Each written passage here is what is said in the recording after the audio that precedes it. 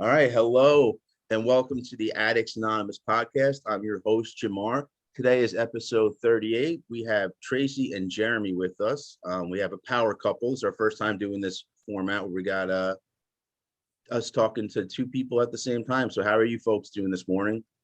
We're good. We're good. How are you? I'm doing well, doing well. So I guess let's dive into it a little bit. You guys were telling me you've known each other since you were pretty young. So at what age did you guys first meet? It was about 12, 13 years old. It was 8th grade. Okay, and you guys are the same age? So you're both Yes. in the same grade. What were your childhoods like at that time separately? Maybe one of you can go first, maybe you, Tracy. Go ahead. What was your childhood like? Give us a little bit about that. Mine was awesome. I grew up with my mom and dad, both in my household. My dad he was the glue of the family. So I think that's where I get that from.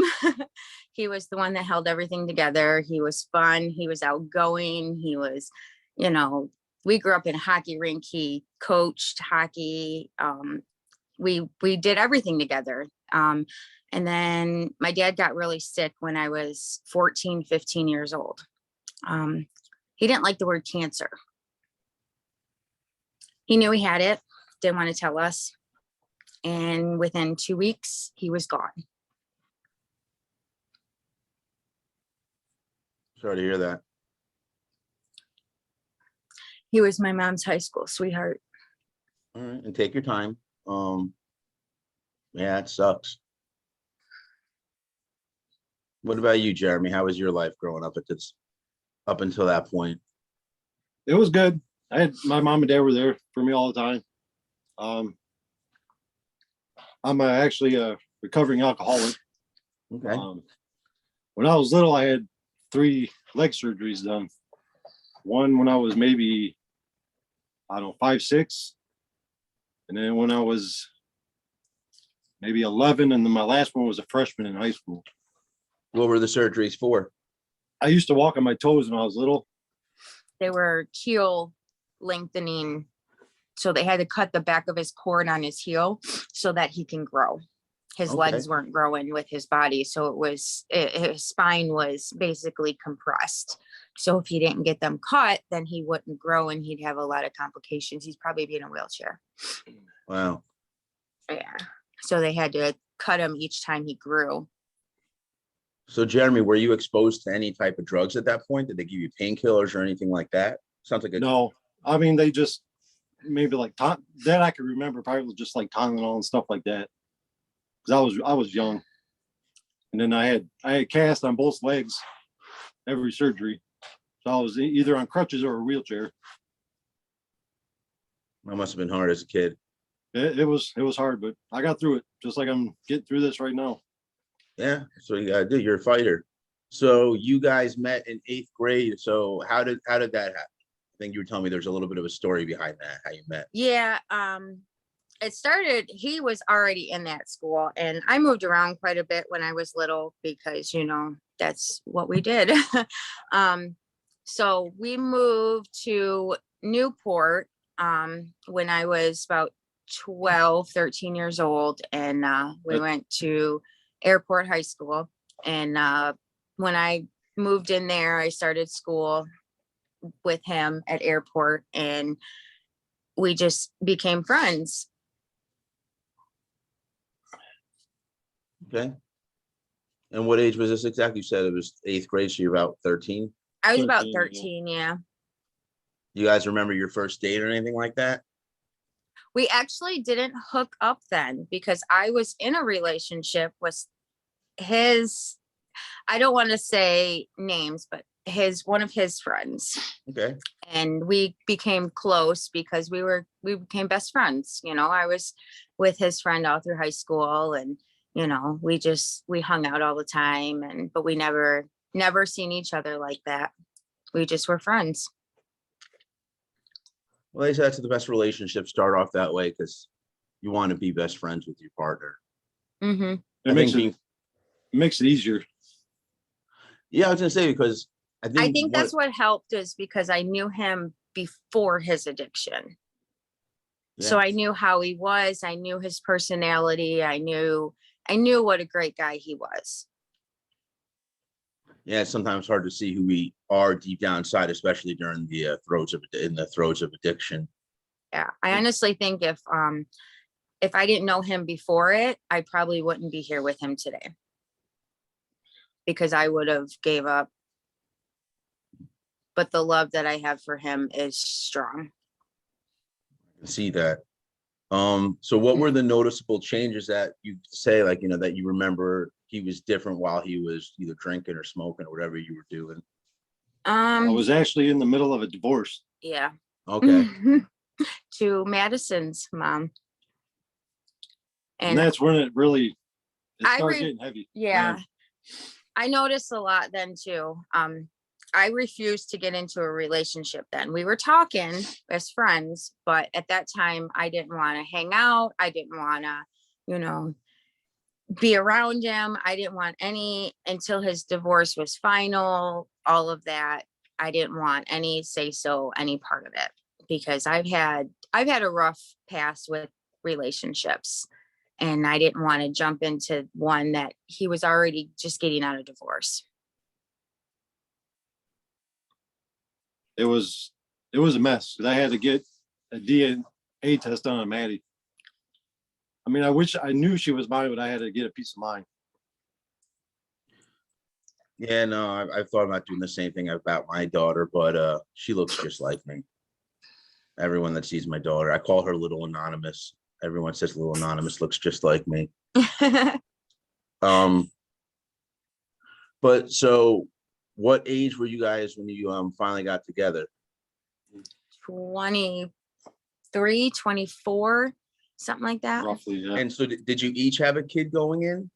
Yeah. We did. He had his daughter from his marriage, and then I had my daughter from my previous relationship. We weren't married, but we split because it was a mutual agreement. We just come to terms that it was something that we just weren't meant for each other. So made it easy. So when do you think, Jeremy, you noticed, because in case listeners don't know, out of this couple, Jeremy is the one who faces the issues with addiction and recovery, and Tracy's his support system. So for you, Jeremy, when did you start notice anything that would start leaning towards an addictive behavior? Like, was it young with you, or when did that start happening? I can remember I really didn't start drinking until maybe, well, I was 21, but then it got worse through just my divorce, and from there on out it got heavy. It wasn't too bad when we first got together. And then I've noticed things changing with work and his attitude, and I noticed that he went to hard liquor, and it got out of hand, and it was to the point where I was worried. He was drinking and driving. He was drinking at work. He was drinking on the job. He would come home and drink, and he would drink until he would pass out. It was bad. I had to do something. I said it got bad. Was that from the beginning of the relationship that all started, or? Yeah. And you said it was well, bad. It started because when our first date, he went to jail. Mm-hmm. You told me that before.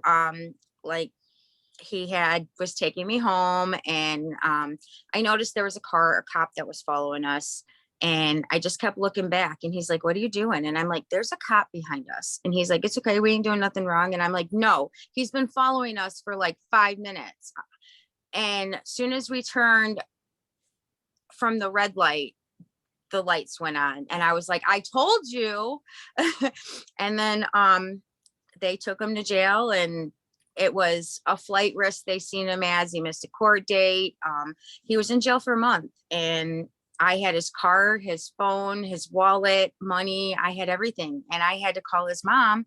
And I met his mom 5 minutes prior to me going home that day. So it was, "Hi, bye, nice to meet you. Hey, now your son's going to jail." So it was rough, but I stuck by his side when he was in jail. I went and visited him. At the time, I moved to Indiana at that same time. I took a job offer down there, and I had a friend that lived in Indiana, and she took me and my daughter in, and I was working and making money, and he was the one that I wanted to hear from first thing in the morning. And he was the one that I wanted to hear his voice when I went to bed. That's how I knew I had to be with him.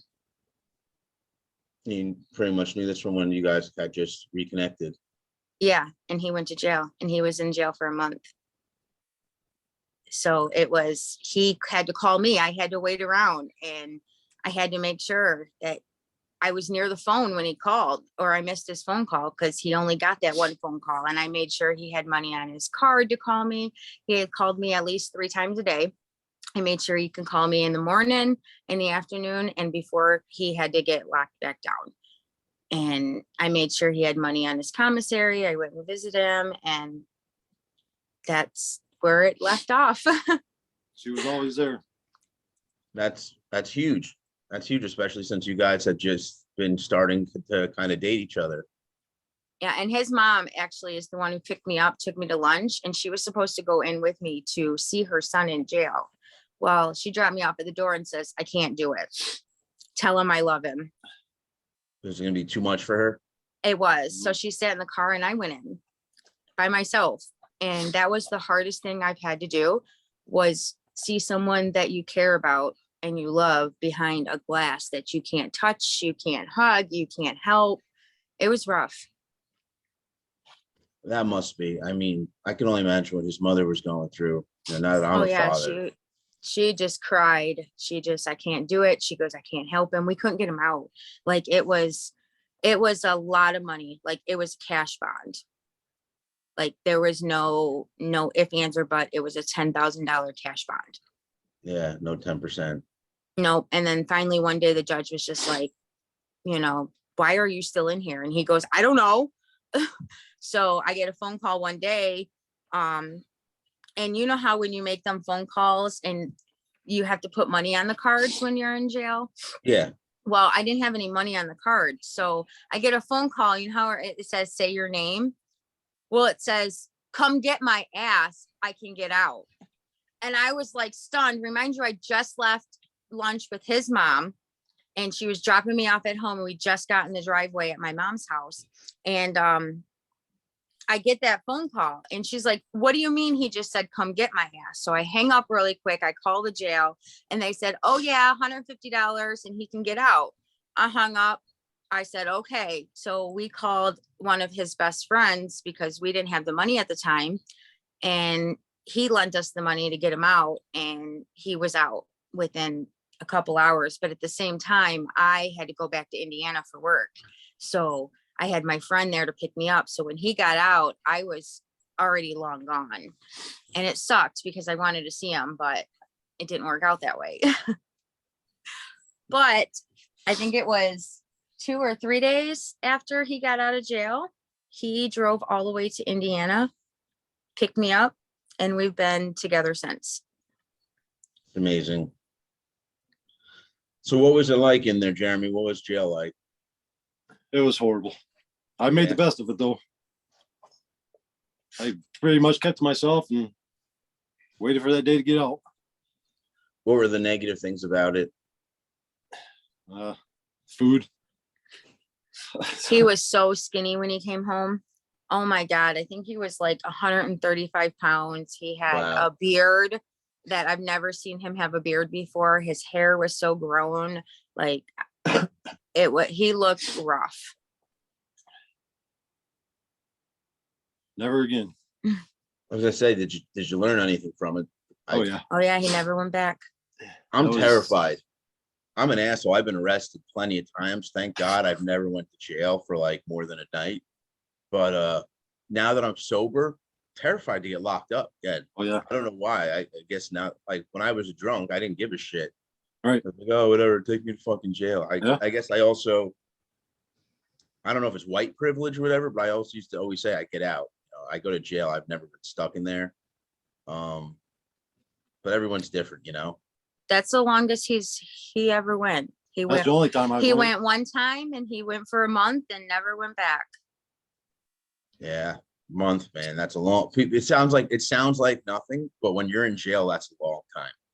Well, when we got together, I kind of gave him an ultimatum, and I didn't want to, but it was his friends or me, because his friends were alcoholics and I knew it. And they always would get in trouble. They were running from the police. They were doing stupid stuff. And I'm like, I have a child to think about. I'm not going to get wrapped up in that stuff. So, and you see who he chose. Yes. I mean, there's a difference between saying choose between your friends and me when you're just saying that for no reason, but you had a reason behind it. It was kind of, I think the best way to say it would be, you were telling him choose that lifestyle with me. Yeah. And it wasn't trying to tell him to an ultimatum. It basically was, if you want to continue on that path, I can't continue it with you. I have a child to think about. Yeah. So I thought about it, and here we are. And Yeah. I think a year after we got our own place and we got custody of Madison.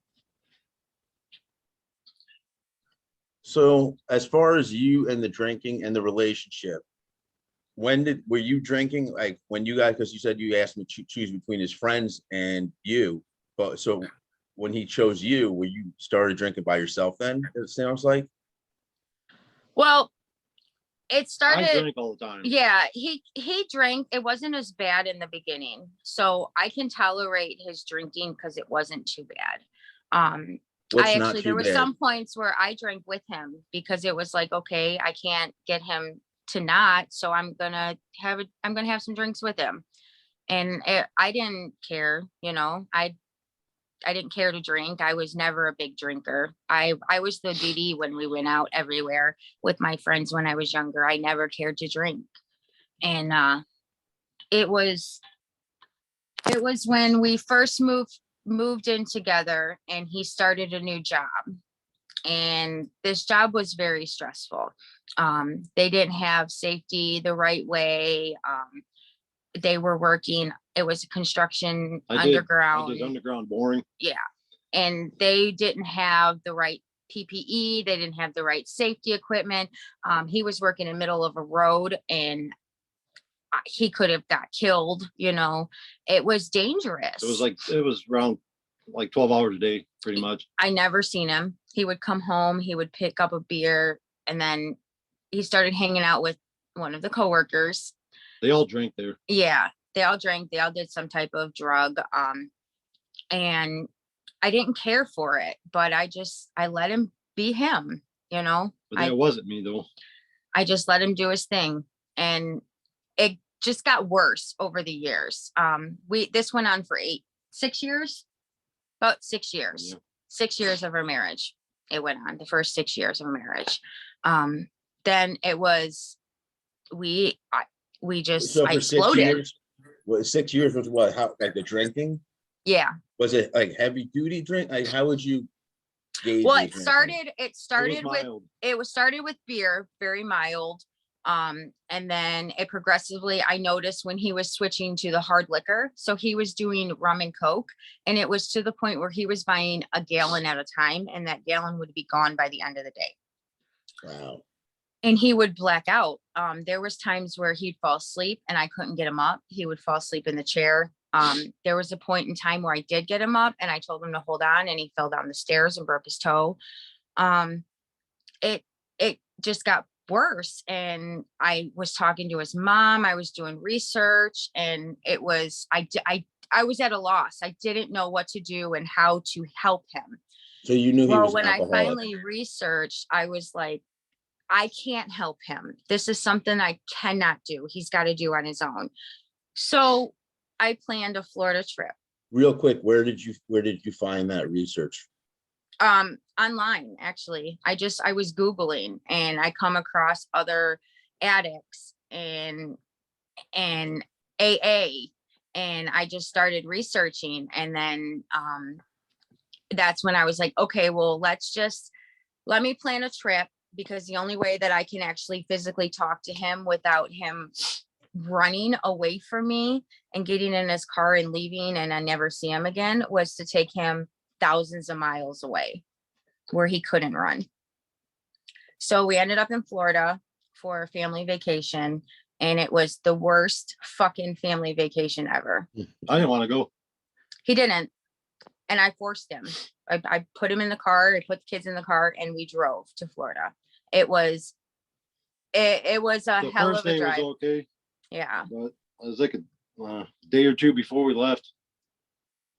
We got in a fight, and that's where I broke down. Yeah. And then we were okay when we got to Florida. What do you mean by real Last quick? day at Real Florida. quick, Jeremy, what did you mean by that's when you broke down? I finally hit rock bottom. Oh, that's In your rock bottom. Florida. In Florida. Yeah.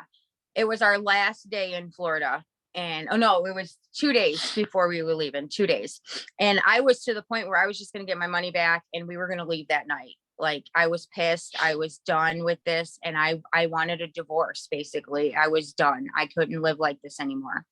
And we exploded. And I mean, the kids seen it, and we don't fight in front of the kids. Our kids, in 8 years we've been together, have never seen us fight ever. Like we don't let them see us fight. And that was the first time. And I think we scared them. And we were in the hotel, and I asked Madison to watch the younger kids, and we went out and talked, and I let him scream and yell at me. I let him. He said he just was going at it, screaming and yelling at me. And he never called me names, which he's never have in our whole relationship, even drinking. He's never bashed me, never called me names. And he broke. It was, and it was just finally, I think I looked over at him and I said, it was a silence. It was like 2-3 minute pause. And I looked at him and it was like, do you think that this stems from you not drinking? I said, do you think that this is a side effect of you not drinking? Because he was angry. He was depressed. He was miserable. And I knew what it was because I've researched. And that's what he did. He just broke. He cried. He was like, I am so sorry. He goes, I've never looked at it that way. And that was the last straw. We come home from Florida and things were good. He was doing some AA. He had a sponsor, and that sponsor, he was a rude sponsor. I didn't like it. We didn't like him. So wait, so basically having everything come to like a crash, everything came to a head on vacation. Yep. Yeah. And that's when, it seems like right now, Jeremy, it seems like you're getting upset just thinking about it. Well, there was another breakdown after that too. All right. So for this So- one though, you guys decided that you were both going to go and decide to try to get help together. Is Yeah. that the first time you would say that was the case? That was the first time that we've actually come together, and we were researching stuff, and we reached out to people, and I didn't know what to do, and I didn't know where I could go because my head was so fucked up, And Jeremy, you knew you were an alcoholic at this point. You said, I have a problem and I need help. Yeah. You knew you were an alcoholic. Yeah. Is that the first time you realized that? That's the first time I've said it, That was the first time it actually came out of his mouth. and that was hard. Oh, that's part of my language. That's fucking huge. You know, Yeah. people don't realize what it's like to be that And we first were time in a when you car. have to say, my name is this, and I'm an alcoholic, or I'm a drug addict. I'm both. I'm an equal opportunity offender. I snorted, drank, smoked, name it. And I'm not ashamed of it no more. You know what I mean? Because I said it. I got it out. That's a huge thing for us addicts, is just admitting it. I was proud of him. That's why it's the first step. Mhm. Like I was saying to someone, even if the steps didn't exist and I was writing my own completely brand new, that would still be kind of step one. You have to come forward, because I think when you admit it out loud, it makes you admit it in your head more. Yeah. Saying it out loud really kind of ingrains it in you. that, Exactly. like, oh shit, I can't handle my shit right now and I need some help. And me being the wife, I was lost. My head was so confused. My mind was basically saying, I need to protect my children. I wasn't thinking about myself. I wasn't thinking about my husband and his addiction. I was thinking my children and making sure that all the bills were paid, making sure that, you know, we had a roof over our head, food to eat. I was working 2 jobs at one point just to help with bills. I didn't see my kids. I was working a midnight job and a daytime job. It was rough, just so that he could still drink and he could still not be sick. You know who you guys sound like right now, right? Bill and Lois. Mhm. Lois had to go back in the day. People don't realize for a woman to go to work was a big deal in the 30s. It was the men worked. Yeah. You We know? actually watched that movie last night. Well, we did. Oh, which one? The Love is Not Enough or Love something is like Not that. Enough with Winona Ryder. Yeah, Yeah. it's great. But you know what that movie also really showed you? He was a miserable drunk. He was not. Yes. He was a miserable bastard. He treated her like shit. And But- I felt it. I was in them shoes. Well, you just didn't know what to do. I just didn't voice my opinion. I didn't want him to leave me. I didn't want to break up our family. And it was rough because I did love him and I do love him. And I never wanted to see him hurt. And I never wanted to see him go through that pain, but I didn't know how to help him. I didn't know how to help myself. So when did you make the decision, Jeremy, that you were done drinking? I think it was right after you said that vacation. No. No. There was a step. Well, like I said, he started AA. And Okay, then that's right. that sponsor just wasn't a good fit for him. I wouldn't say it was, he just didn't like him. It just wasn't his fit. And I hear that a lot. so he fell off of AA and he stopped doing meetings and he stopped reading his book. And When you he say wasn't- stop, how long did you go to begin with? Were you there for a week, 2 weeks, 6 months, and then stop going? it How was long- It was all through Zoom. I never went to in-person meeting, but I stuck through them. Maybe I think it was like month or 2. not even that long. Yeah, it wasn't even that long. Maybe a month and a half, something like I that. just didn't like it. I didn't know if it was the people or just a personal preference. I don't know. You know what do you remember what you didn't like about them? They really didn't make him feel welcome at all. Like the sponsor never reached out to him. He just never made him feel like, okay, I can do this. So I get that a told him, lot. I said, well, okay, there's other meetings. There's other, you just got to do the research. I told him, I said, it was to the point where I was like, I can't do this for you. Like it was the day before the kids started school this year. That's when hell broke loose. It was the day before they started their first day of school. Yeah. And it was 9-10 o'clock at night.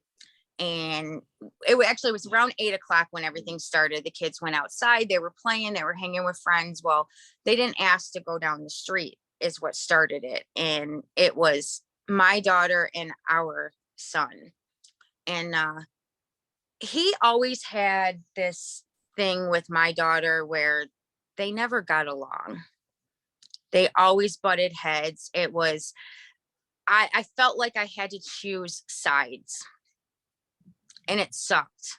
That must be a tough position to be How in. do you choose between your husband and your child? It was rough. So I went and got him. They came back home. Well, he exploded on my daughter for not asking to go down the street. And that was my last straw. I exploded. I was like, you are not going to throw my daughter under the bus. I said, your son went down there too. And it just escalated from there. And he was, let's just say I was throwing shit. I punched a wall. I don't know how I didn't break my hand.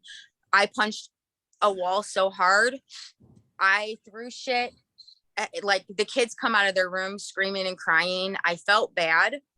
But at the same time, I felt relief that I told him how I felt, because everything was bottled up inside for 8 years.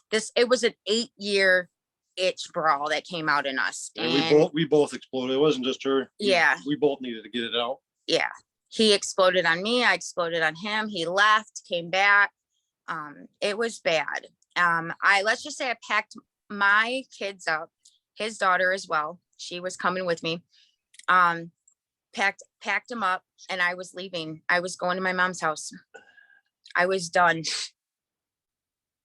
I wasn't living like this anymore. I almost relapsed that night too. And then as I was walking out the door, the kids were already in the car. As I was walking out the door, he said, "Can we talk before you leave?" And I just looked at him. I was pissed. I just gave him that look and I said, "What more is there to talk about?" I said, "This is 8 years of dealing with this shit." I said, "And I'm fucking done." And he said, "Just, can we talk before you leave?" So I went and got the kids out of the car, brought them back in the house. We came downstairs and I talked and I let him talk. I let him express how he felt. And I just looked at him and I said, "Things have to change." I said, "This is 8 years of this shit." I said, "And I'm fucking done." And he just bawled. And he said, "I need help and I can't do this by myself." And I told him, I said, I've been there for the last 8 years. I said, "I'm not going anywhere." I said, "But you have to help me." I said, "Because I can't keep doing this." And then he come to realize that he was realizing that the kids would scatter when he would get home. They would go to their rooms and they didn't want to be around him. And that was our breaking point. We've been amazing since. It takes a lot to get there. I mean, it's not. It does. And it's rough. And I don't want anybody to go through whatever I had to deal with, and what he struggles with. It's a nightmare. And So after the blow up, the huge fight, you threatening to leave, did you have to go into rehab, Jeremy? No, No. I never once been to rehab. I stayed with him day in and day out through his detox. I worked in a doctor's office at the time. So I was going to say that's kind of dangerous only because you can withdraw. You get the delirium tremens and things like that. I worked in a doctor's office. So I had my doctors, the doctor that I worked for, which was his doctor as well. I had his personal cell phone number, everything. And I stayed home. I think he made me stay home 2 or 3 days with him. The first 2 to 3 days, so he could detox to make sure he was okay. He wasn't having seizures or anything like that. So Yep. I mean, being working in the medical field since I was 15, I had that experience to help him. So I was able to help him without going into treatment. I don't recommend that by all means, anybody doing that. But I had the experience that I was able to do that. Yeah, Like I didn't. turkey. You went cold turkey, you said? Oh, cold turkey. He dumped the beer out, and that night, like all of his beer, he dumped it in the sink that night that we had our fight. And The first fight. yeah, dumped it out. I think he had a 12 pack in there that he dumped out. And beer's not been in our house since. Yeah, I that's a still hard get thing to turkey once do. in a while, but I'm learning how to cope with them too. You said you get cravings once in a while. Triggers. What would you say are some of your triggers? Between 12 and 1 o'clock comes. I just noticed that the other day, actually. That's when I started drinking every day between noon and 1.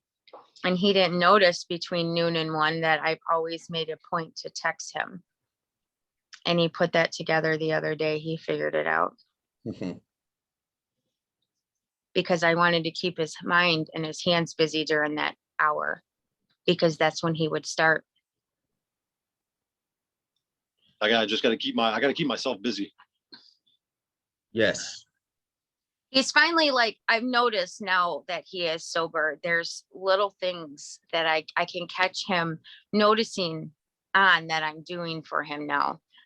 Like before it was, he didn't care, but now I can see, he's actually seeing things. He's realizing things now. He's remembering things. Before I would have to remember everything. I help her now. Yeah. Yeah, you actually have something to help with. You got some spirit back inside of you. But yeah, I mean, so you went cold turkey. How has the journey been since then? I'm trying to think of any questions I have to, because I want to ask The first 2 years. what were your real quick before that? What was it like for your actual detox? Because we spoke about you going cold turkey. Sucked ass. What did it feel like? How did you actually feel? Yeah, I guess it's Tracy saying it sucked ass. I didn't get no sleep. I was He was shaking, jitters, sweating. He was shaking so bad his hand was like, I couldn't even write. his hand was like this. Yeah. It sucked. I had to make sure that he had a cold rag on him all the time because he was sweating. Yeah, so I was lucky. I went to rehab, so I had some medication. Right. I don't know Watching your exactly. spouse go through that is the hardest thing you can ever do. Must be, especially when you feel so helpless. It is, because I couldn't help him. He had to get it out of his system. It was something I just had to make him feel comfortable. And it was like, no matter what I did, I couldn't. Yeah, I remember my hand shaking, but the doctors and detox, I did take a pill for the first few days. It was for like on medication too. Yeah. Yeah, I forget what they gave me. It was one pill. He was on Anabuse. Is that like a That's relaxant? a pill that helps with If you drink, you get sicker than a dog. Yeah. And he did once. He drank while on it. Yeah. Mhm. Let's just say he felt it all day. It made And you then sick. and then I was put on another one. That was for Cravings. I can't think of what I that one don't was. remember that one. Nope. I can't remember that one. Yeah, I can't remember what that one was. So when you went sober, you slipped a few times? This was This is the first time this is the 5th time that he's tried to get sober in our 8 years. So that one, I want to say that one was either the 2nd or 3rd time when we tried. I lost count after the first try. Yeah, it was. This was the 5th. Let's just say the 5th was the charm. I was gonna say, so the first time you got sober, how long did you stay sober for? Not very long. It was 2 months, if that. The second time was a little longer. There was like 3 months. When you go back, how long did you go back for? Was it like you drank one night and confessed, or did you go? No, it was years. Yeah, it was. He just he asked me too, which was, well, do you care if I have a drink today? And I looked at him and he goes, I promise if I catch myself slipping, he goes, I'll stop. I didn't. And I just keep thinking back to the Bill and Lois movie, and I'm just like, she did the same thing. She was like, okay. She let him drink and she just let him be him. And something just triggered me and I just exploded and I just couldn't do it no more. it's hard. Yeah. I mean, I've never been on that end, but I can only imagine. Now that I'm a father, I just think of anything. If this was going on to my daughter, someone that I loved, and I felt helpless, how I couldn't help them. Yeah. But once I realized it was a disease, it started making everything a little bit easier.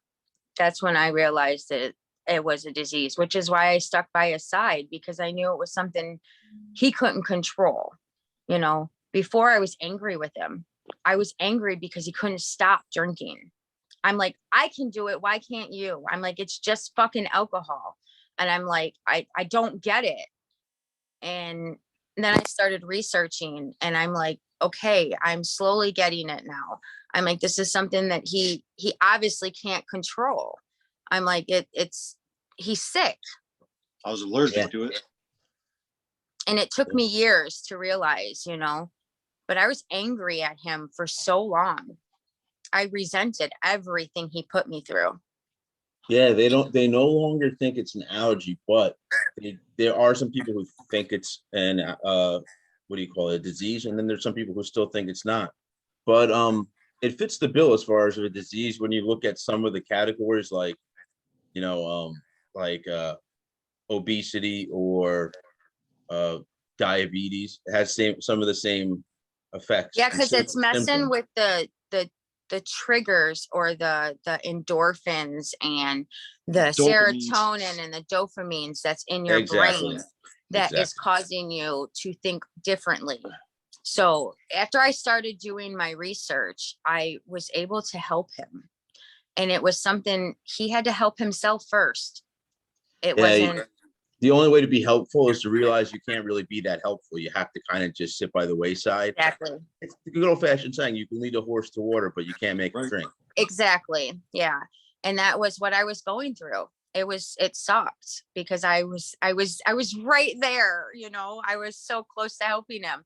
And he was sober for so many times. And but he just kept going back. And I'm like, I just wasn't understanding why he just couldn't kick it. And I realized it was something that he had to do for himself. It wasn't something that I could help him with. So I laid it all on the table for him. I exploded. I basically told him either you fix this or I'm gone. I said, this is something that you have to do. I said, I can't do this for you. And I basically, he was, like I said, he was doing the AA and then fell off. And I basically told him, like, you have to do this. I can't put in the work for you. I can help you, but I cannot put in that work for you. That's something that you have to do if you really want to be sober. And I think something that I said triggered, and he's stuck to it since. And then come across your group, and This helped. This we've group been the helped. happiest since. That's awesome. That's awesome. So, should I just had a question that slipped my mind, but Jeremy, you were about to say something? I was just saying this group has helped me a lot.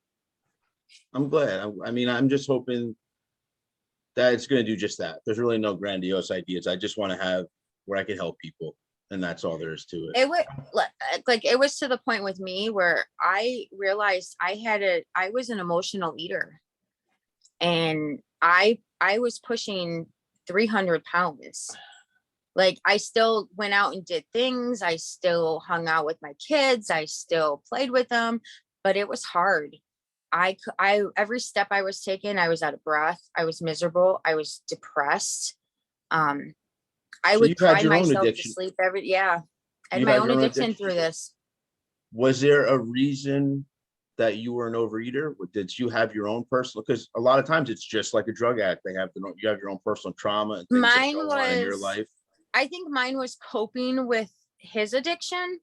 I think I Were was covering up his problem with Were mine. you overweight before you guys got together though, or no? This kind of you gained the weight as you together. I've always been overweight. But I've always carried my weight very well. So I was still the cheerleader, the basketball player. I was always just the heavier one. But I still was out there and I still did the sports. I still did, and I noticed when we got together and he started drinking more, I was eating more. And I think I was covering up my emotions with food. So I would pick up ice cream. I would pick up potato chips. My addiction was Mountain Dew and peanut M&Ms. Like, I always had them by my Sound side. like me. I do that now too. Yeah, now he's the Mountain Dew and the peanut butter M&Ms. Yep. But it was bad. And I finally, when he started getting sober, I was focusing on myself. And I realized that I need to fix my health because my kids and my husband need me at my best to support them. So I went on this health journey and I am down 92 pounds now. Wow. Yeah, I'm now currently sitting at 172 and I'm the happiest I can be. I'm healthy. I can run without being out of breath now with my kids. I can chase them and have fun with them. It's amazing. I have clothes that can fit me now. Yeah, I battle with my weight as well. I'm right into this day. I'm still fighting my own battle. That's for me personally. I've just switched my addiction. I've seen now that I've taken food up as an addiction a little bit. I'm not eating the right stuff. I'm eating to get high. So I know the feeling. Because you said that, my addiction is cardio drumming now. Like I have a friend that started me on it, and I help teach the classes now because of it. And she's been my biggest supporter and my best friend. And she's the reason I have a voice right now, because she's the one that helped me, I wouldn't say explode on him, but help me have my voice to kind of fix things. Be able to speak for Because yourself. before I just shut down. Yeah. So I know one thing that's big in Jeremy's life is AA. I see you seem like a big book reader. What was your journey with AA? How did that start? Was it something you took the initiative to go to meetings? Yes. Tracy kind of make you go? No, I actually did it myself. I didn't Okay. make him go. I gave him the option. I said, here's this. I said, we can get you a big book. We ordered it the next day. He started reading it, and he just was reaching out to people online, and it led to a group, an Alcoholic Anonymous group. And he met some good people there, but that group wasn't his fit. I didn't like the people. So he just started doing it on his own. Well, we get that a lot. I find joking around. I say we get all the strays that didn't make it into AA or NA. They come find us here. What was it that you say those weren't your people? Was there anything specific? Because I'm always looking to learn about what people's turn-ons and turn-offs were. I think a lot of it had to do with the step process.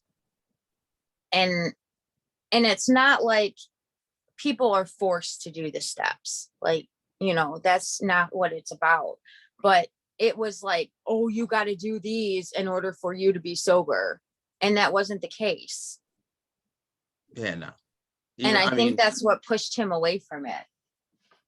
And I think that because it was like he had to write, he had to think, he had to, and this was all like, oh my God, like his brain wanted to explode. It was a lot when I didn't really know how to do it. So you needed help along the way. And I think that's another thing, is not to overwhelm somebody. Exactly. And I think that's what happened there, is they push everything at once, and they don't let you let things sink in and kind of absorb what is going on. If you're new, that's why I love the group that we're in, because if you're new, we just try to let you listen at first. We let you ask questions, anything, we don't push anything. And that's why I love you guys, because you guys don't push anything on him. Some people don't even know that I have we have our own steps. Some people don't even know that. Yeah. I don't push our steps on anyone. It is just, oh, by the way, if you need another tool in your tool belt, this might help you. Exactly. And that's what I try to tell a lot of people, is there's one big important step, and the first step is the biggest important step. And that's the only step that I tell people that I require you to do. And that is to admit that you're powerless over it. Yeah. Because once you do that, everything will come into place. Exactly. And that's one of the things I also think people need to start, if they're going to use AA, doing the first step the right way. A lot of people say in AA, you have to admit you're powerless over life. That's not what it says. It says you admit you're powerless over alcohol. Yep. That's it. Step one says you admit you're powerless over alcohol. So you still have a lot as far as what goes on in your life. You do have say. Some people act like, no, once you're in AA, you just let go, and somehow Jesus alongside the big book is just going to guide you the rest of your life. That's not how it is. Well, that was the thing, because we were going to church when he was drinking, when he was in his active addiction.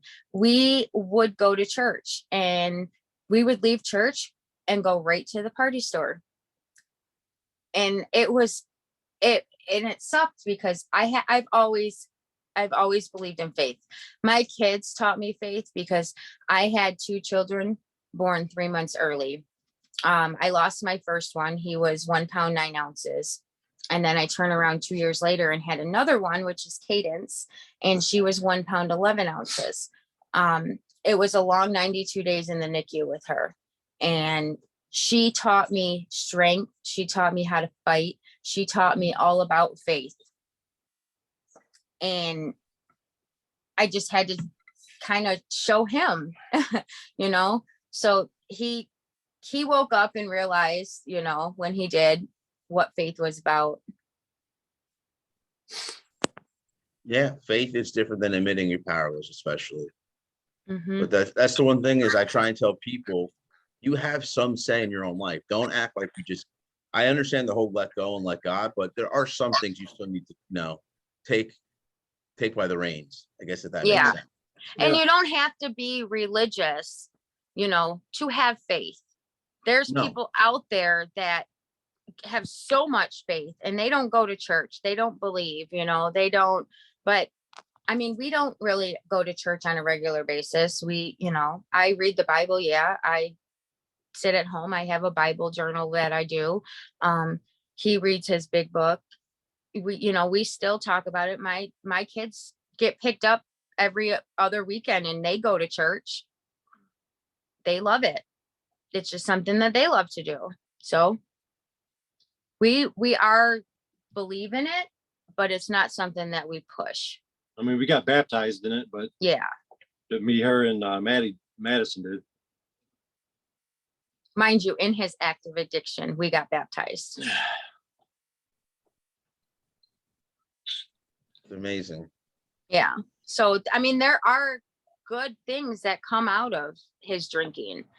He never was mean. I was a functioning alcoholic. He was hilarious. He was one that we made fun of. And he made fun of himself for it. And I regretted it the next day. Yeah. Yeah. Oh, I know all about the He regrets was the next never, day. that's one thing that I think that made me stick around is because he was never a mean drunk. He was always nice. He was always caring. He was always there for me no matter what. That's good at least. He I always know I showed could have that he been a loved me bastard. still. I just didn't love myself. Yeah. That is huge. Yeah. That's absolutely huge. Not loving yourself. I loved him. He loved me. He just couldn't love himself. And Yep. a lot of it stemmed from his childhood. And he was covering a lot of it up. You know, his dad is a recovering alcoholic. His brother is a recovering addict. So it stems in the family. And he had a rough childhood. We won't go into that, but he had a little bit of a rough childhood. So I think a lot of it stems from that. Yes, we do counseling, marriage counseling. It took me 8 years to get him to go to counseling, but he realized that it works. We're opening up more. I think every couple should go to counseling, whether they're having problems or not. I think it should just be part of marriage. And it helps because it helps them open up to each other. Yep. And there's things that he's told me that I've never knew about him in 8 years we've been together. It just helps sometimes. Yeah. I don't think it will ever hurt. Put it that way. No. That's why I think everyone should try it, because I don't think it's ever going to hurt. Yeah. It's worth it. And he's seeing it now that counseling is not bad. It helps. Yeah. So Jeremy, what are your favorite parts of AA? What are your favorite parts of the book? Well, this is my second time reading it. Second time going through it. Yeah, and I didn't realize a lot of shit the first time that I do now. I just basically just skimmed through it. But that book, it's pretty much my life. Was my life. It's our life to a T. Yeah. Like that Bill and Lois's life is me and him. Like, it's so crazy and scary how much alike it is to our life. It all makes sense. Yeah, I mean, it doesn't matter how long ago it was, what else, Mhm. the differences are between what you guys, what you did for a living and things like that, but you guys have the same experiences. Doesn't matter if you're a Wall Street speculator back in the 1930s or Jeremy. Yep, doesn't We're matter. working in construction. Exactly. It's all the same. The We experience you go dealt with through the is the same. same. We had the same anger. We had the same, and my mind thinks like she thinks. So I was raised to, I don't believe in a divorce. So when we got married, I told him, I said, if we, look at that look. I told him, I said, if we fight, you better take your happy ass downstairs. I said, get your shit together. I said, because I ain't going nowhere. I said, so you better suck it up. There's many times where he come down here and he cried and punched shit and came right back upstairs to me. So There you go. As long as you have a way to deal with stuff, that's the most important thing. yeah, I'm getting there. I told him I wasn't going anywhere, and I meant that. That's good because a And lot he's of us don't seeing have it that. now. A lot of addicts don't have that support. I was raised that way. My dad raised me that way. My mom raised me that way. They taught me, you don't just give up. If you truly, truly love somebody, you go through the same hell that they go through. He suffers, I suffer. He has a bad day, I have a bad day. We get through it together. That's what marriage is about. Yeah. So what is life like nowadays? Is there anything that you want to touch on specifically how things might have gotten better in some areas or anything like that? What's life like for you guys nowadays? Being sober, it's a gift. It's I amazing. mean, I still battle, yes. I mean, we all do. He but has his bad days. I learned how to get through the days. Well, let me ask you that then real quick. What's a bad day like for you?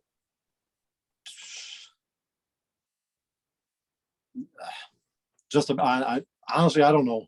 You can see it on his face. He has that resting bitch face.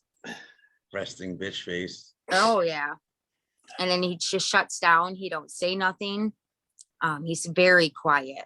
I know if he don't say anything to me, I know something's wrong. And I can just read his face first thing in the morning. Like, he don't have to say anything to me. All I have to do is look at his face and I can tell something's wrong. And he thinks that's scary. My kids too, though. I can do the same thing with my kids. I can tell when something's wrong. Like, What do that's they call just, it? Mother's intuition, right? yeah, that's just the mom and the wife in me. I was raised to be there. So what is an important lesson you guys have learned from all this? Go one at a time, a lesson you've learned. Take your time. You need to think for a moment. The lesson I've learned in this, Yes, just a good lesson you've learned from dealing with all this type of stuff. the lesson I've learned is that I wish I would have had a voice sooner. And then maybe maybe we could have had a handle on it sooner. But the fact that I let it go on for 8 years is my lesson. I should have said something sooner, and we should have ended it sooner, but I didn't know how. But now that I know how, I want to help others so that they can not be put through the same thing. And with us together, it's an amazing thing that we can do because we've been through it, so we can help others get through it and save marriages. Yeah. Save lives. Yeah. Yeah. Is there an important lesson you've learned in all this, Jeremy? Yeah, that my wife has extreme patience. There you go. If it wasn't for her, we wouldn't be here right now. That's important. Remind you, I work with special needs kids. I work in a school and work as a special education parapro. So having patience is built in me. That's something I don't have. Now, some of us just aren't built that way. I have patience to a degree, but then Yep. once you really push it, then I kind of just Oh, yeah. no more. It runs out fast. Let's just say our son has ADHD like him, and he's got the hyper kind. And for 6 years, I was ready to pull my fucking hair out, but I had patience. Now he's on medication, and you can see a difference in him, and he's thriving in school because of it. But I couldn't do nothing until he was 6. So a lot of patience between him and my children being born early. And my dad passing at 15. I learned to have a lot of patience. Good things come to those who wait. Yeah. So what other stuff you guys doing nowadays, Jeremy? Is there any kind of regimen you're on as far as staying sober? Any kind of words of wisdom you can give to the listeners, anyone who might be listening and watching? I tell myself one day at a time. It's all you can do. I read my book. I do notice though, when he doesn't read his book daily, like if he don't pick that book up that day, he's crabby. Yeah. It's something you have to wonder. You got to say to yourself, are you not reading the book because you're crabby, or are you crabby because you haven't read the book? Both. Which one? I think it's both. The cycle. Yeah. So I noticed when he gets that time in and he can read, his mood and he's just, everything's more clear. Well, it kind of puts you, I mean, I like the big book, even though I'm technically writing our own book and stuff. I still love that stuff. And it could put you in the right mindset for the day. And it's not only the big book, it's anything. Like, find a hobby. Because when you find a hobby, your brain is working about that hobby and not thinking about your addiction or your anxiety or your depression. Your mind is detouring from that and keeping you busy. So if you find a hobby or find something that you like to do, I guarantee you it's a game changer. Yeah, a big thing I always suggest is meditation, because we're talking about the big book. I think it's over 10 times Bill mentions the word meditation. Yep. Over sure does. 10 times. So it's a very important thing. Even if you read scripture, read, the Bible in the morning, then meditate on it. That's what Bill and Lois used to do. I think Lois would read some scripture and then they would meditate for 30 minutes on what she actually just read. I get up at 5:30 every morning and I'll read something out of the Bible before I have to get the kids up to go to school. Yeah, and then you just sit there and meditate on it. Give yourself like another 5-10 minutes to just close your eyes, meditate what you were thinking about, what you were reading about, I should say. And I'm not saying that's something that everybody should do, but that's just something I like to do. So that's why I say find something that you like to do and stick with it. Mine is reading the Bible and cardio drumming. His is reading the big book. Yeah, you got it. It's good to have something to keep your brain busy. Yeah. And it's especially. I don't have many friends now because when I got sober, they all disappeared, which is it's a great thing. Yeah, it's unfortunately an all too common thing. Mm-hmm. Yeah. That's the only thing I was lucky about is I didn't lose too many friends because I was a sit at home drunk, like by myself. Yeah, I was too. So I didn't have a lot of friends where it's like, oh, I used to go out with, my buddy, whoever, drink all the time. It was, no, I'm not really missing anyone because I was just sitting at home by myself drunk. I had lost a lot of friends due to his drinking. Well, they didn't want to be around him when he was drunk? Yeah. It was rough. I couldn't go out. I had to make sure he was home safe. All my friends just stopped calling me. And I realized those aren't my true friends. It takes 2 ways to pick up a phone and call. And if you were really concerned about me, you'd be over here trying to help me. That's the way I looked at it. So they weren't friends that I considered friends. I mean, they're friends. They're always there, but they're Facebook friends. Yeah, what do they call them? Fair weather friends. Whenever the weather's fine, they're out to play. But Yeah. When the storm comes in, they're out. See ya. Yeah. You know who your true friends are. I have, let's just say I have a handful of friends that I can truly, truly count on, that will have my back and be there for me. Like if I need to borrow some money or something, they're there in a hot second for me. So, and those are the friends that I still have in my life.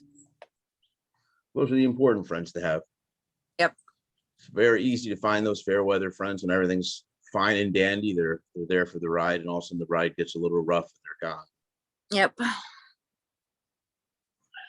I think this has been a great interview. Did you guys have anything that you would like to add in here? Anything you want to say to our listeners? Words of wisdom, words of guidance? Or actually, one last thing I wanted to touch upon before we go is, Tracy, tell us about your little endeavor. You're actually working with our sister and starting a whole new thing, Addicts. Oh, I love Addicts. The people in there are amazing.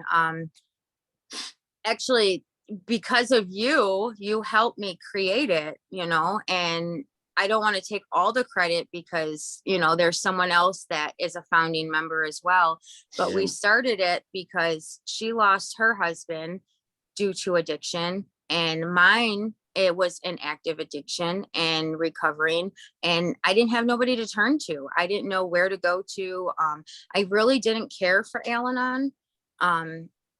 It's just something that, I don't know. There's just something in me. I just have these feelings, and you can ask him when I have these feelings, you don't ignore them. And I just had this feeling that group just was not for me. And I just started reaching out, and he come across your group, and it was like, bam, bam, Addicts here. Yeah. So it was, I want to be able to help people that are in my shoes that don't know where to go. And now they have a place to go to, that they can reach out to and feel safe, and they can talk about anything. Like there's no rules. There's no, they can just feel safe there. Yeah, that's the whole point of the group. Hopefully we're going to grow it. We'll have some Zoom meetings and a bunch of different activities. But for now, we have everything merged. Anyone that's interested in Addicts, they have their own Facebook group, and they can also come to Addicts Anonymous for more information on Zoom meetings and stuff. And Addicts. And Addicts, that's right. And you got your little girl, Madison, that's also involved in that. Yes, she's been my huge inspiration. She's actually the reason I got through the last 8 years. There you go. She's helped me. She's had to grow up at a young age. Too fast. Way too fast. And let's just say she no longer speaks to her mother right now. So she's been through a lot. Yeah. But hopefully she'll help start that little group and grow it big as well. Because we're all brand new. We are all brand new. And we all learn daily. Like it's not something, that we need to learn right this second. It's every day is a learning process. It's going to be a learning process until you're 6 feet in the ground. Yep, exactly. You're never going to have to stop learning. No, especially when you live with a recovering addict or an active addict. Every day is a learning curve. So I just want people to know that, there's help out there. Just reach out. If you don't reach out, then we don't know that you need the help.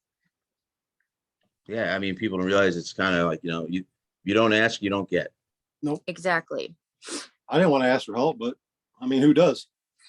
Like if you really, really, really want to get sober and you really, really want the help, reach out. Or if there's like me, I didn't know where to turn to. I want people to know that you can always turn to me if you have nowhere else to go. I've been in their shoes. I am a wife of a recovering alcoholic. I've been there. I've been put through hell, but we've come out on top of it all.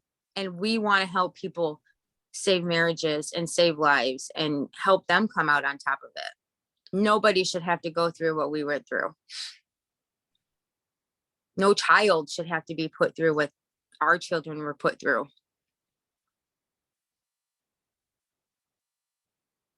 And it's good that you're going to help what you've been through to go help others. Mm-hmm. That's a huge deal. Not a lot of people do that. So you guys, much kudos to you. Thank you. Thank you. To our listeners who are not watching, I just give a golf clap because only some of the people are going to be watching this. But yeah, I think that's all we got. So unless you guys got anything else you wanted to add to it, I just want to thank you for coming on. It was a great story. I love hearing Thank you for about having how us. you're both getting sober in your own way.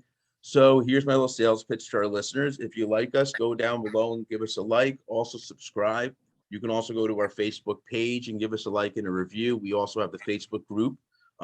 Also, if you go to the Facebook page, we have a bunch of Zoom meetings that we do weekly, and the schedule's on there. Also, if you like what you hear, please give us a subscribe down below. We are also on Spotify, and we got a whole bunch of stuff going on. So that's all I got for today. And until next time.